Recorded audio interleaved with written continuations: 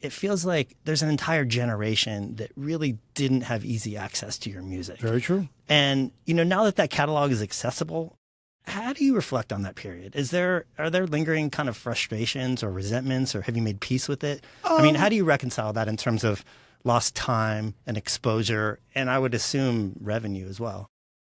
Man, no, frustration, definitely. Yeah, definitely frustration. And as you pointed out, which was very clear, there was a section of people, a generation of people that, those formative years of being maybe like a young Kendrick who could turn around and be like, he heard Tribe's albums, but he didn't really hear De La, and unless someone just happened to be around the way playing it for him, there wasn't these constant reminders of like, like for him, I love Tribe. And then I hear Tribe, but then I see Tribe or I hear Tribe's music in this movie or in this commercial.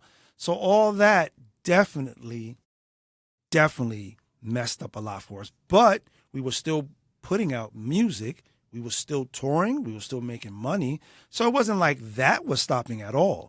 But we were just very concerned about these children we were blessed to create that weren't being allowed to be heard in other people's lives. And we went through a lot of moments behind the scene where, okay, Warner Brothers shelved everything because the original owners of Tommy Boy Records didn't take care of whatever needed to be taken care of. We started to try to work things out, but every now and then a new shift of people will come into Warner's, and then we would have to start all over again. So it was well out of your hands. Like, it's not like you could make a crazy. phone call and leverage No. whatever. You're talking about corporations and lawyers. And Yeah. So that's why, I don't know if you recall, we put everything up for free. We threw it out, damn near broke the internet. And from there, Warner Brothers hit us like really upset about it. It was like, yo, you're not trying to put it out. It's shelved. But what was really cool is that the metadata from all that, it showed them like, you know what? People really want this. You think? And then so they was really trying to work with us to get it put out.